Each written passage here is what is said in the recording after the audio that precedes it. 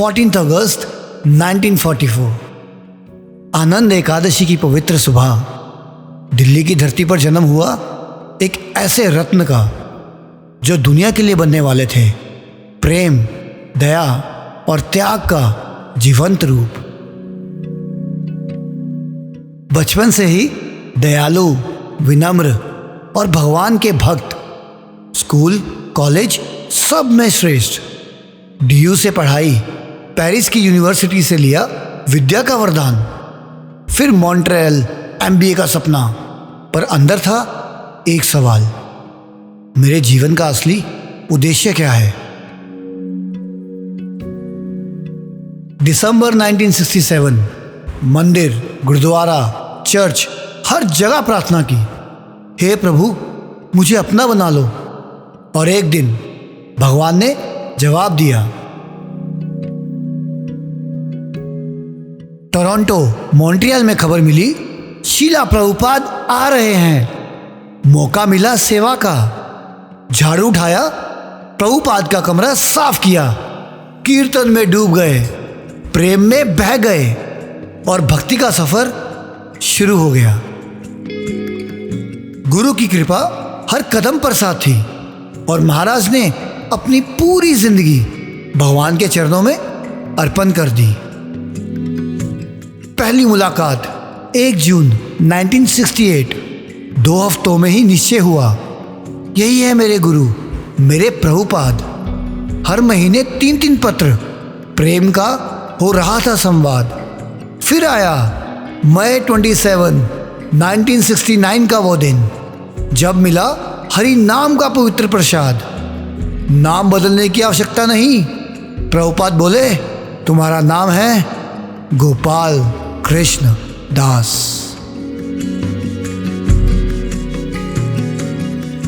25 वर्ष की उम्र में मंदिर में रहना, सेवक बन, गुरु के पर्सनल सेक्रेटरी, अर्पित जीवन, निर्मल मन।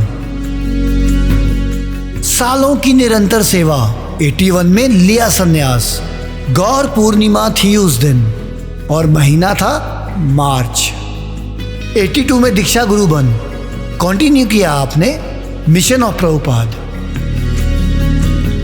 इंडिया के जीबीसी बन मुंबई, दिल्ली, हैदराबाद, मद्रास, चेन्नई, मायापुर, कानपुर, पूरे भारत में किया प्रचार। बीबीडी के चेयरमैन बनकर ग्रंथों की सेवा पर दिया विशेष ध्यान। भारत भर में ग्रंथ वितरण कर प्रभुपाद का किया सपना साकार। दिल्ली में glory of India, Shri Radha Parthasarathi का बनाया धाम। श्री अटल बिहारी वाजपेयी जी, भारत के प्रधानमंत्री ने 98 में किया मंदिर का उद्घाटन। नैरोबी में श्री बांके बिहारी जी का मंदिर। मुंबई में हेवन ऑन अर्थ प्रभुपाद का था जो ख्वाब। लुधियाना, फरीदाबाद, गाजियाबाद में आपने बनाया ग्लोरी ऑफ पंजाब। प्रभुपाद ने कहा, कोई भूखा ना सोए। इस आदेश को लगाया आपने अपने दिल से और प्रसादम की गंगा बहाई पूरे दिल्ली में मिड डे मील से। इतना सब कुछ करते हुए भी कभी कॉम्प्रोमाइज नहीं किया अपनी साधना में। प्रतिदिन मंगल आरती, जपा वॉक, निज विग्रह सेवा था ये आपके डेली रूटीन में। चाहे आप कर रहे हो ट्रैवल या आते थे मंदिर रात को 2 बजे, कोई आपको रोक नहीं पाता था। मंगला में आप मिलते थे ऑल्टर में आरती करते हुए। हालांकि ये मेरे बस का नहीं कि गुणगान कर सकूं उनके यश का थोड़ा सा भी कहीं, पर चलो आप कहते हो तो कुछ किस्से सुनाता हूं। इसके बाद सुनकर आत्मा आनंदित हो जाएगी, ये तुम्हें विश्वास दिलाता हूं। एक दिन सीढ़ियां चढ़ते हुए नीचे एक छोटा सा कीड़ा उल्टा पड़ा था। महाराज रुक गए, तब तक खड़े रहे जब तक वो अपने पैरों पर वापस नहीं आया और वहां से चला नहीं गया। यह है उनकी करुणा का एक उदाहरण। वृंदावन से लौट रहे थे। कार में कर रहे थे गायत्री। एक कौवा कार से टकराया और कार यूं ही चलती रही। गायत्री खत्म होते ही आपने पूछा, कौवे का क्या हुआ? वो तो पीछे रह गया गुरुदेव। ड्राइवर ने जवाब दिया, कार को वापस लो। ये आपने आदेश दिया।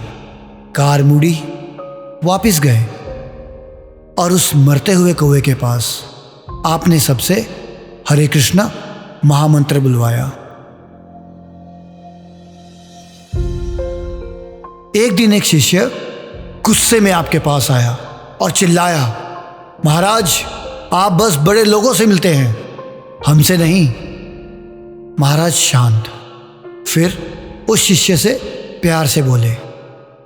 चरणों में गिर गया वो शिष्य जब आपने उसका नाम, उसके पिता का नाम, एड्रेस सब बता दिया। सालों से मुलाकात नहीं हुई थी, पर आप तो गुरुदेव हैं, इसलिए आप अपने सभी शिष्य को जानते हैं। एक दिन मैं प्रभुपाद रूम में जप कर रहा था और ये बात है आपके जाने से 1 महीने पहले की। आप मंगल आरती के बाद प्रभुपाद रूम में आए। आप बहुत बीमार थे, आपकी सेहत भी बहुत डाउन थी। मैं प्रभुपाद के बिल्कुल सामने बैठा था और फिर आपने वो किया जो मैं कभी सोच भी नहीं सकता था। आपने पूरा फुल दंडवत प्रणाम किया प्रभुपाद को, जो आप कर नहीं पा रहे थे। आपका शरीर साथ नहीं दे रहा था और इतना मुश्किल हो गया था कि आप उठ नहीं पा रहे थे और आपको उठाने के लिए 2 ब्रह्मचारी लगे। और मैं सामने जप कर रहा था और सोच रहा था कि क्यों पूरा जीवन आपने प्रभुपाद को दिया है, अभी क्यों आपको ये इतना कष्ट लेकर प्रणाम करना है। प्रभुपाद ने आपका पूरा जीवन स्वीकार किया है, लेकिन नहीं, आप इतने कृतज्ञ थे, आप प्रणाम किए बिना रह नहीं पाए। ऐसे तो हजारों किस्से हैं, कीड़े से लेके कौवे तक, शिष्य से लेके चोर तक, हर दिल उनकी कृपा का साक्षी है। हिज होलीनेस गोपाल कृष्ण गोस्वामी महाराज। ये सिर्फ नाम ही नहीं, ये दया, त्याग और प्रेम का जीवत स्वरूप है।